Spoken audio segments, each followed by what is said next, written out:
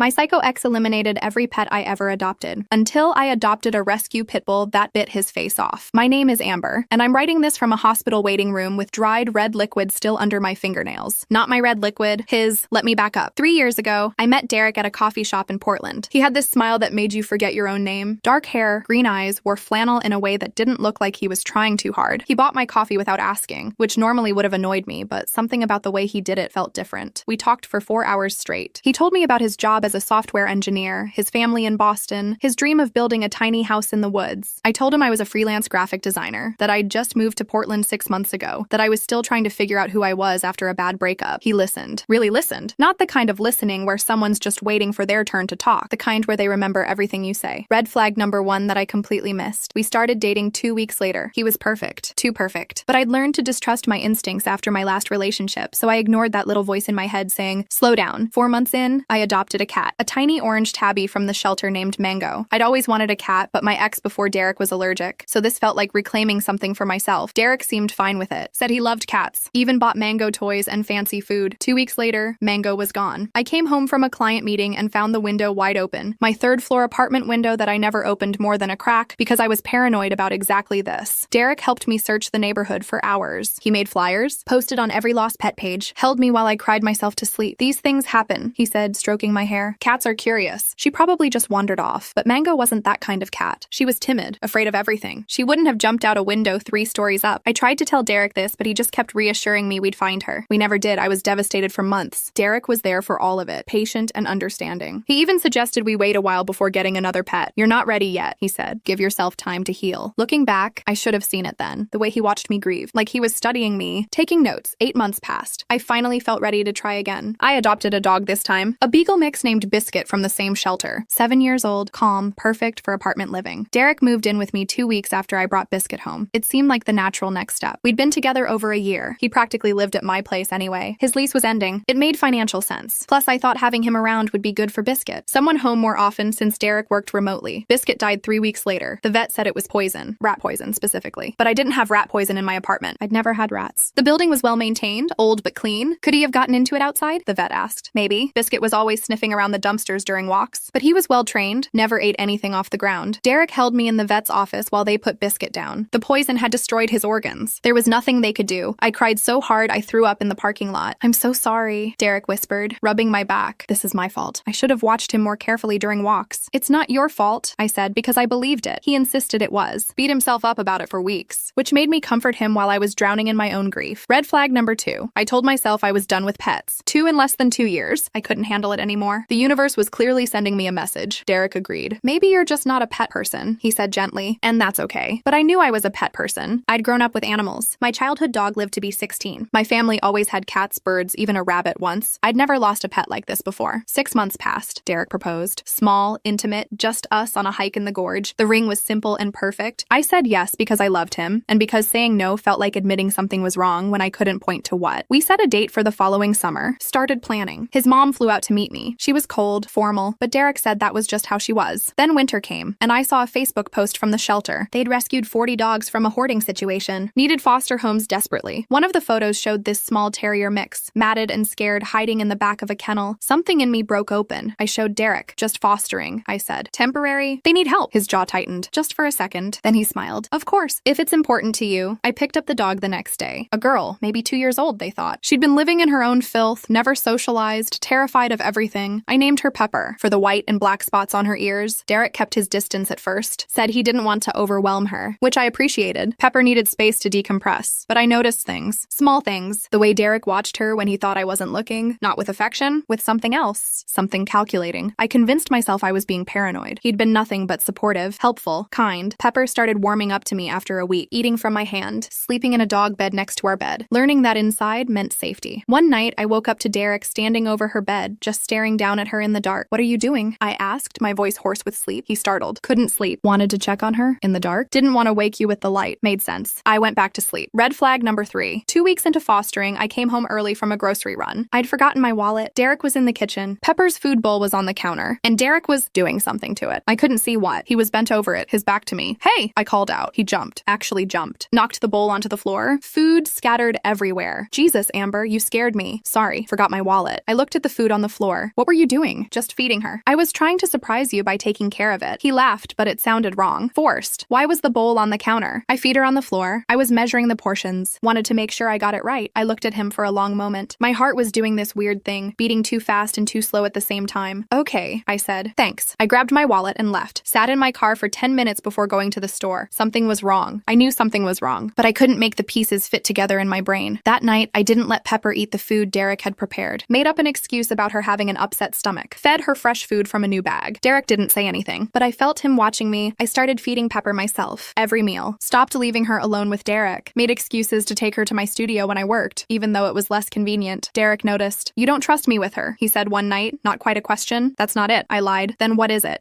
She's fragile. I want to be careful. He stared at me for a long moment. Fine. The shelter called a week later. They had a potential adopter for Pepper. A retired woman with a fenced yard and 2 other small dogs. Perfect situation. I should have been happy. That was the goal of fostering. Find them good homes. Instead, I felt sick. I told the shelter I wanted to adopt Pepper myself. Failed foster, they called it. Happens all the time. They were thrilled. Derek's face when I told him. I'll never forget it. Just for a second, something dark flickered across his expression. Then it was gone, replaced by that supportive smile. That's great, babe. I know she means a lot to you, but his voice was flat, empty. That night, I couldn't sleep. I kept thinking about Mango, about Biscuit, about Derek standing over Pepper in the dark, about him doing something to her food bowl. I thought about the pattern, how both pets had died after Derek had been around them for a while, how he'd been so supportive through my grief, how he'd suggested I wasn't a pet person. My hands were shaking as I grabbed my phone, sat in the bathroom with the door locked and started Googling. Partner killing pets, signs of abusive relationship, pet abuse warning signs. The articles made my stomach turn. Pet abuse as a control tactic, a way to test boundaries, to cause pain without leaving marks, to see if the partner would stay. I thought about how perfect Derek had been, how attentive, how he seemed to know exactly what to say and when. People who are too perfect are usually hiding something. I checked the time, 2 a.m. I called my best friend Jessica anyway. She answered on the 4th ring, voice thick with sleep. Amber, what's wrong? I told her everything. The pets, the patterns, my suspicions. It sounded insane saying it out loud. She was quiet for a long time. Come stay with me, she finally said. Tonight, right now. Bring Pepper. I can't just, Amber, listen to yourself. You're scared of your fiancé. Come here. We'll figure it out in the morning. But I didn't go, because a part of me still didn't believe it. Couldn't believe it. Derek loved me. He was going to be my husband. I was just stressed and paranoid, and Pepper started getting sick 3 days later. Vomiting, not eating, lethargic. I took her to the vet immediately. Didn't tell Derek I was going. Just grabbed her and left while he was in a meeting. The vet ran tests. Found nothing conclusive. Said maybe she ate something she shouldn't have. Gave me medication and told me to watch her closely. I didn't let Derek near her food after that. Prepared everything myself. Kept her with me constantly. She got better. Started eating again, playing, acting normal. Derek acted normal too. Too normal. Like he was performing. Every gesture felt rehearsed. I started looking for apartments. Told Jessica, but no one else. Checked listings during lunch breaks. Calculated how much I'd need for a deposit. The problem was the lease. Derek and I had just renewed for another year. Both our names on it. Breaking it would cost thousands I didn't have. I needed proof. Something concrete. Not just a feeling in my gut, so I ordered nanny cams. Small ones disguised as phone chargers and picture frames. Set them up around the apartment when Derek was at his weekly poker night with his coworkers. I felt insane doing it. Like I was the crazy one. Maybe I was. The first 2 weeks, the cameras showed nothing. Just normal life. Derek working, walking around, watching TV. Then one afternoon, I was at a client presentation. Got a motion alert on my phone from the camera in the kitchen. I pulled up the feed on my phone under the table. Derek was standing at the counter. Pepper was in her crate in the living room where I'd left her. He had her food bowl and a small brown bottle. I watched him shake something from the bottle into her food, mix it with his finger, put the bottle back in his pocket. My hands went numb. The client was still talking. Someone asked me a question. I have no idea what I said. I ended the meeting early. Made up an excuse. Drove home going 20 over the speed limit the whole way. Derek wasn't there when I got back. His car was gone. Pepper was still in her crate, crying to get out. I let her out and dumped her food in the trash. Fed her from a fresh bag, hands shaking so hard I could barely open it. Then I downloaded the camera footage to my laptop, watched it again. And again, there was no mistake. No misunderstanding. Derek was poisoning my dog. I called Jessica. She came over immediately. Watched the footage herself. Holy shit, she breathed. Amber, you need to call the police. And tell them what? My fiancé is poisoning my dog? They'll think I'm insane. You have video evidence of him putting something in dog food. Could be vitamins for all they know. Supplements. I need more. What you need is to get out of here. She was right. I knew she was right. But I also knew Derek. If I just left, he'd come after me. He'd find me. He'd been so careful, so methodical. This wasn't impulse. This was planned. I needed to catch him. Really catch him in a way he couldn't talk his way out of. I have an idea, I said, but it's going to sound crazy. Jessica looked at me like I'd lost my mind when I explained it. Maybe I had. The plan was simple. I would pretend everything was normal, keep the cameras running, gather more evidence, enough to prove a pattern, enough that the police would have to listen, and I would keep Pepper safe no matter what. She'd eat only food I prepared, drink only water I poured. I'd watch her every second. Derek came home that evening acting normal. asked about my day, kissed my cheek, played with Pepper for the cameras. I smiled and chatted and pretended I hadn't watched him try to poison her 4 hours earlier. It was the hardest thing I'd ever done. Over the next week, I caught him 3 more times. Always when he thought I was out or busy. Always careful. Always with that same brown bottle. I had Jessica look up the footage. She had a friend who was a vet tech. They thought it might be antifreeze. Small doses. Enough to make the pet sick slowly. Avoid suspicion. Amber, this is enough, Jessica said after the 4th video. Go to the police, now. But I'd started researching. Read about cases like this. How hard they were to prove. How often the abuser got away with it because the victim didn't have enough evidence. Because prosecutors didn't think pet poisoning was worth their time. I needed him to confess. To say it out loud where I could record it. So I set a trap. I told Derek I had to go to a conference in Seattle. 3 days. Last minute invitation. Couldn't turn it down. What about Pepper? He asked, too casual. I'll board her. That place in Beaverton you liked? I can watch her. You sure? I know you're busy with work. I want to. Really. Make up for,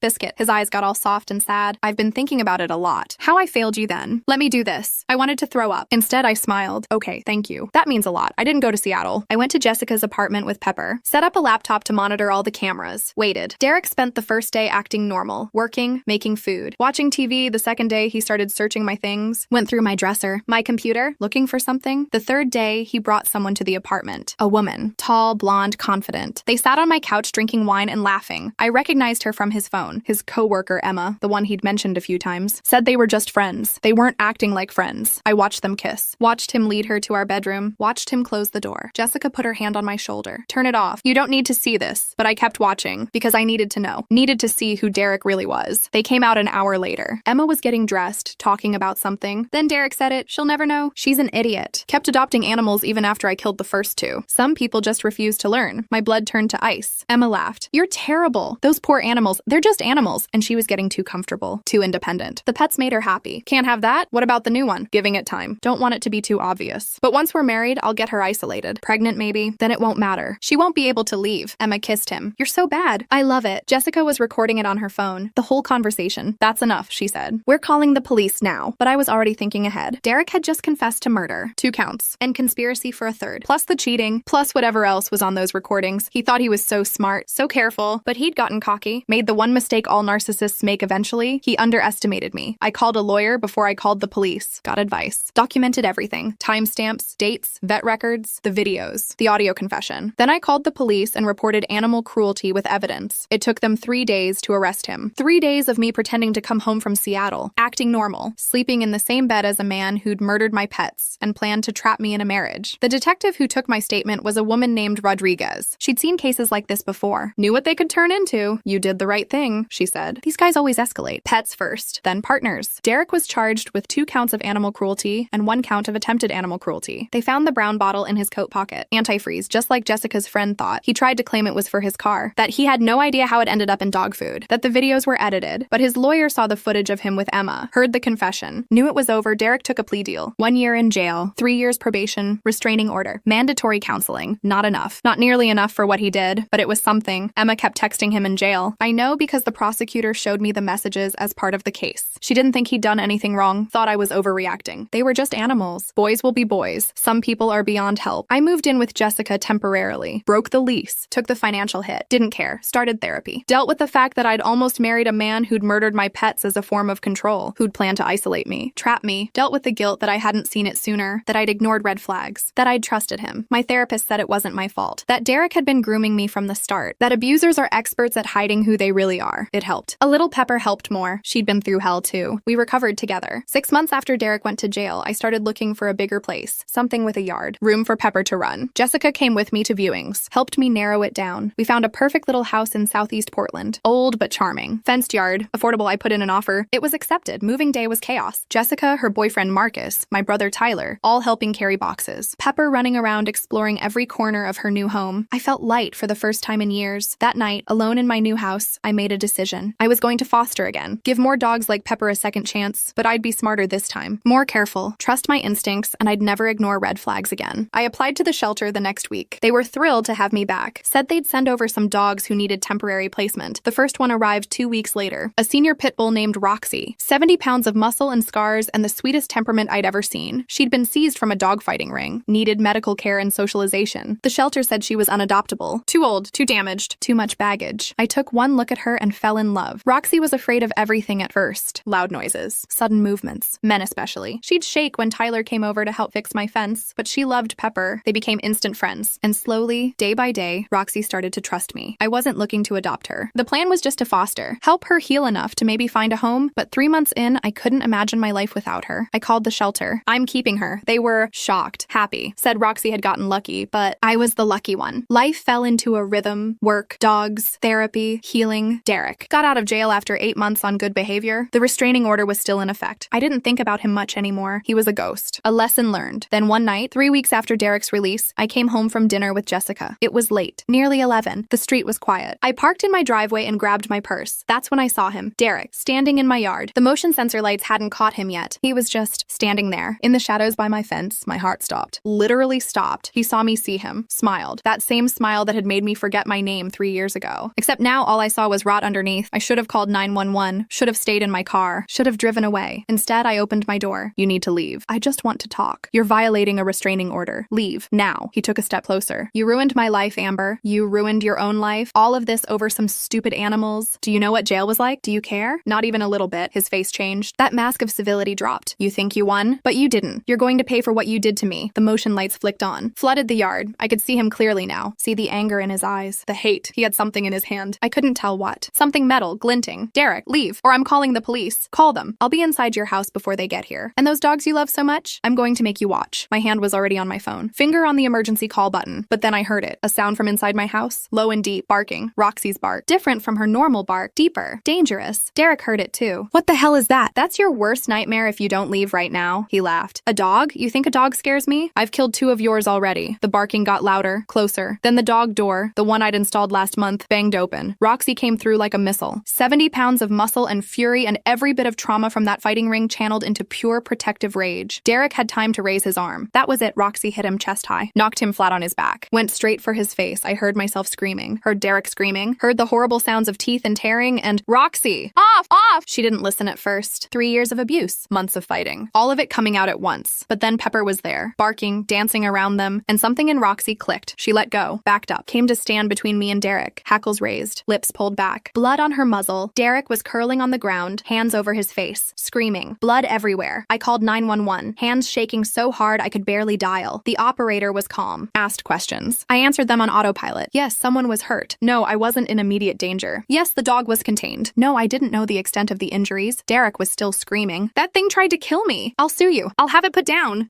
You were violating a restraining order. In my yard, threatening me. You're going to jail. Again. For longer this time. The police arrived first. Then the ambulance. They loaded Derek onto a stretcher. His face was a mess. Deep lacerations. Part of his ear torn. Bite marks all over his neck and jaw. The paramedics said he'd need surgery. Lots of it. Might have permanent scarring. Good. One of the officers took my statement. Listened to the whole story. Checked the restraining order. Saw Derek had violated it. The dog? He asked. She was protecting me. He had a weapon. I felt threatened. They found a knife in the grass where Derek had dropped it. Folding knife. Nasty looking. The officer nodded. We'll need to take your dog for a quarantine hold. Standard procedure for a bite. But given the circumstances, he looked at Derek being loaded into the ambulance. I think this was a clear case of defense. The DA will review it, but I doubt your dog will face any consequences. They took Roxy anyway. 10-day hold at animal control. Made sure she wasn't rabid. I visited her every single day. She seemed confused at first. Like she thought she'd done something wrong. But I kept telling her she was a good girl. The best girl. My hero, Derek, tried to press charges. Dangerous dog. Unprovoked attack. The whole thing. But the security camera I'd installed after the Derek situation, the one that covered my whole yard, had caught everything. Him in my yard, the knife, the threats. Roxy defending me. The DA threw out his claims. Added more charges for Derek. Violation of restraining order. Criminal threatening. Possession of a weapon during a crime. He went back to jail. Wouldn't get out for years this time. I got Roxy back after 10 days. Brought her home with a new collar and the biggest steak I could find. She and Pepper met me at the door like I'd been gone for years instead of a few hours. Jessica came over that night. Brought wine and takeout. We sat on my couch with both dogs between us. You know this is insane, right? She said. Like completely insane. Which part? All of it. The murder pets. The psycho ex. The Pitbull revenge. This is like something from a movie. Yeah, well, it's my life. How are you so calm about this? I thought about it. Really thought about it. Because I'm free. He can't hurt me anymore. Can't hurt my dogs. Can't hurt anyone. He's going to be in prison. And even when he gets out, he'll have a record. Everyone will know what he did. Poetic justice? Yeah, something like that. We drank our wine in silence for a bit. Pepper snored softly. Roxy's head was heavy on my lap. Are you going to keep fostering? Jessica asked. Absolutely. Even after all this? Especially after all this. Derek tried to break me by hurting things I loved. If I stop loving things because of him, he wins. So I'm going to love louder, harder. I'm going to save every dog I can. Jessica smiled. You're kind of a badass, you know that? I have have good teachers. I scratched Roxy behind her mangled ears. This girl survived things I can't even imagine. If she can come back from that, I can come back from Derek. 3 weeks later, Derek's trial date was set. The prosecutor said it was open and shut. He'd get at least 5 years this time. Maybe more if they could prove he'd planned to hurt me, not just threaten. Emma stopped texting him, found a new boyfriend, posted about him constantly on social media like Derek had never existed. Some people have no loyalty. Thank God I started dating again, slowly, carefully. First date was at a dog park. Figured if they couldn't handle my dogs, there was no point going further. His name was Chris. Accountant. Boring job, but he was funny about it. Loved animals. Had 2 rescue cats at home. We talked for 3 hours while Roxy and Pepper played. I told him about Derek on the second date. Figured better to get it out of the way. Some guys would run. That was fine. I needed someone who could handle the truth. Chris didn't run, just listened, asked questions, seemed genuinely horrified by what Derek had done. Your dog is a hero, he said, looking at Roxy. I hope she knows that. I tell her every day. We took it slow, really slow. I wasn't ready to rush into anything. Might never be ready for that again, but it was nice. Having someone who saw my scars and didn't flinch, who understood why I needed to foster dogs, why I had cameras everywhere, why I couldn't sleep without both dogs in my room. The trial happened in late spring. I had to testify, face Derek across a courtroom, watch him try to lie his way out of everything. His lawyer tried to paint me as crazy, said I'd orchestrated everything, that I'd trained Roxy to attack him, that I'd lured him to my house. The prosecutor destroyed him, showed the videos of Derek poisoning Pepper, played the audio of him confessing to Emma, showed the security footage from my yard, Derek with a knife, Derek threatening me, Roxy doing what she'd been trained to do in that horrible fighting ring, protect at all costs. The jury deliberated for 2 hours, found him guilty on all counts. The judge gave him 7 years, said what Derek had done was calculated and cruel, that he'd shown no remorse, that he was a danger to me and to animals. 7 years. Not life, not forever, but better than 1 year. Better than him getting out in 8 months on good behavior. I cried in the courthouse bathroom after the sentencing. Jessica held me while I sobbed. Relief, anger, grief for the time I'd lost with Derek, for the pets he'd murdered, for the person I'd been before I met him. It's over, Jessica said. Really over this time. And it was. I went home that night and sat in my backyard with Roxy and Pepper, watched them play in the fading light, thought about how close I'd come to losing everything. But I didn't lose. I survived. And not just survived, I rebuilt. 6 months after the trial, I adopted another dog, an elderly lab mix named Mabel, blind in one eye, arthritic. The shelter said no one would want her. She fit perfectly into our little pack, then another. A 3-legged terrier named Bandit, then 2 more. Bonded pair of huskies someone had dumped when they got too old. My house became a sanctuary, a place where broken things came to heal, just like me. Chris proposed a year after Derek's sentencing, not with a big gesture or a fancy ring, just sitting on my couch with 5 dogs piled around us. Watching a movie, being ordinary. I want to do this forever, he said. You, me, however many dogs we can fit in one house. I said yes, because I'd learned something from Derek. I'd learned that love shouldn't hurt, shouldn't make you smaller, shouldn't take away the things that make you you. Real love makes space, adds, multiplies. We got married 6 months later in my backyard. Small ceremony, close friends, family, all 5 dogs as witnesses. Derek sent a letter from prison. His lawyer forwarded it. I didn't open it, just threw it away. Whatever he had to say, I didn't need to hear it. He was my past. A chapter closed. A lesson learned. I had a future now, full of possibility, full of dogs who needed saving, full of a man who loved me for exactly who I was. And I had Roxy, my girl, my hero, the dog who saved my life by being exactly what she'd been trained to be, a fighter, just for the right reasons this time. Sometimes I think about what would have happened if I hadn't adopted her, if I'd stuck with just Pepper, if I'd gotten another small dog, something Derek could have hurt. He would have broken into my house that night. I know he would have. He'd brought a knife. He'd planned it. And I don't know if I would have survived, but I did adopt Roxy, and she did protect me. And now Derek is in prison and I'm free, and that's its own kind of justice. The poetic kind, the best kind. People ask me sometimes if I'm angry, if I hate Derek for what he did, if I wish worse things had happened to him. And the truth is, I don't think about him much anymore. He's noise, static, a bad dream I woke up from. I'm too busy living, fostering dogs, loving my husband, building the life I want instead of the life someone else planned for me. That's the real revenge. Not the trial or the prison sentence or even Roxy's teeth. The real revenge is being happy without him, being whole, being free. The real revenge is thriving. I went to visit Derek once, about a year into his sentence. I don't know why, closure maybe, or just morbid curiosity. He looked different, smaller somehow. The scars on his face had healed badly. He'd never be pretty again. We sat across from each other in the visiting room, plexiglass between us, phone receivers like in the movies. He didn't apologize, didn't ask how I was, just stared at me with flat, empty eyes. What do you want? He finally said. I don't know. I guess I thought I needed to see you, to make it real. It's real. I'm in here. You put me here. You put yourself here. You killed my pets. You tried to hurt me. They were just animals. And that's when I knew. He'd never get it, never understand what he'd done wrong. Some people are broken in ways that can't be fixed. I hung up the phone without saying goodbye, walked out of that prison and never looked back. That was 2 years ago. Derek will get out eventually, in 5 more years, probably less with good behavior, but I won't be afraid anymore. I have Roxy, I have Pepper, I have Mabel and Bandit and the Huskies. I have Chris, I have Jessica. I have a life I built from the ground up after after Derek tried to burn it down. And if he ever comes near me again, well, Roxy's not the only one who learned how to fight back. I learned too. I'm not the same person I was when I met Derek at that coffee shop. Not the girl who ignored red flags because she wanted to be loved. Not the woman who stayed quiet while her pets died. I'm someone new now. Someone harder. Someone who knows her worth. Someone who won't ever let anyone make her feel small again. Derek tried to break me. Instead, he forged me into something stronger. So thank you, Derek, for being exactly who you are. For showing me exactly who I don't want to be. For giving me the greatest gift. The knowledge that I can survive anything. Even you. Especially you. I'm writing this from my backyard. Late summer evening. Golden light. Dogs playing. Chris grilling dinner. Life being ordinary and beautiful and mine. My psycho ex killed every pet I ever adopted. Until I adopted a rescue pit bull that bit his face off. And now I'm here. Alive, free, happy. That's the end of the story. Or maybe it's the beginning. Either way, I'm not afraid anymore, and that's everything.